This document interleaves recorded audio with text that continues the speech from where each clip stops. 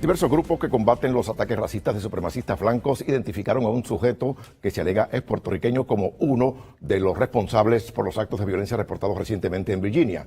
Mientras líderes del Partido Republicano arremetieron contra el presidente de Estados Unidos, Donald Trump, por su postura de responsabilizar tanto a supremacistas como manifestantes por estos incidentes. Sobre la tensión social que se vive en Estados Unidos, sobre todo en tiempos de crisis, cuando comienzan a resurgir grupos de extrema derecha, conversamos de inmediato con el analista licenciado José Enrico Valenzuela. Buenas noches. Buenas noches al público televidente. ¿Podríamos pensar, licenciado, que Estados Unidos se está moviendo hacia un radicalismo de extrema derecha a la luz de estos incidentes? Bueno, hay que aclarar, estos grupos siempre han existido en Estados Unidos.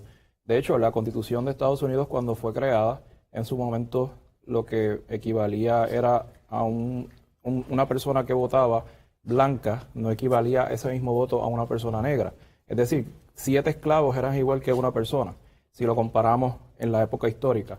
Eventualmente, eso se ha ido, obviamente, eliminando, y no es hasta el 64 que se aprueba finalmente una ley de derechos civiles, donde se obliga a los estados a no discriminar y se le da también la potestad al individuo a demandar en el Tribunal Federal o en el Tribunal Local, estatal que sea pertinente, si si un funcionario o color de autoridad viola los derechos civiles. Así que Estados Unidos siempre ha vivido en esa encrucijada y no es algo nuevo estos grupos. Estos grupos ahora obviamente están teniendo una injerencia más grande porque se sienten apoyados precisamente por el señor presidente. Pero podría volver Estados Unidos a los tiempos de la década del 60, antes de la década del 60, donde no se respetaban los derechos de la minoría negra.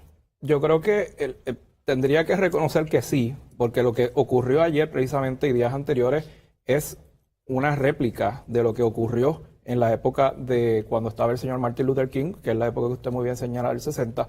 Así que no me sorprendería, porque lamentablemente la rama ejecutiva, en este caso el señor presidente Donald Trump, no ha sido duro, no ha sido estricto, no ha sido proactivo con condenar estos ataques y estos disturbios, y lo que ha dicho básicamente es responsabilizar a ambas partes como si esto fuera un ejercicio de libertad de expresión, que no necesariamente lo es, porque el Estado no puede promover esas actuaciones, ni mucho menos tener estatuas de personas como el general Lee y otras personas que sabemos Correcto. Que son personas que discriminaron y que pertenecían inclusive a la Confederación, que estaban en contra de la Unión, entiéndase la guerra civil en Estados Unidos, que conllevó a abolir la esclavitud y entre otros asuntos. Pero podría desembocar en un fenómeno de violencia estos incidentes, no solo como hemos visto utilizando un vehículo, sino utilizando otros métodos mucho más violentos. El gobierno federal, como está estructurado y la Constitución,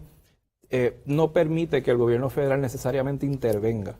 Lo que está haciendo el señor Donald Trump es lo que han hecho históricamente todos los presidentes, exceptuando quizás Kennedy y Johnson, que es responsabilizar a los estados, para que sean los estados con su gobernador, con su legislatura, quienes condenen esto y pongan y hagan leyes a nivel estatal de manera que no ocurran estas situaciones, y entonces sea la policía estatal la que intervenga. Sin embargo, yo creo que ya esto se está saliendo de control.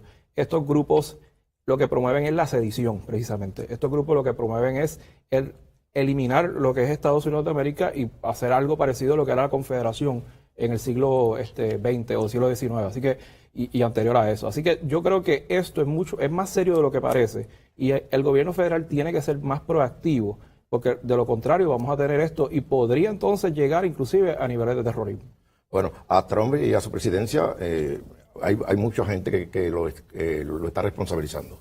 Definitivamente, y creo que ya es hora que él tome las cartas sobre el asunto, y el Senado y la Cámara Federal también.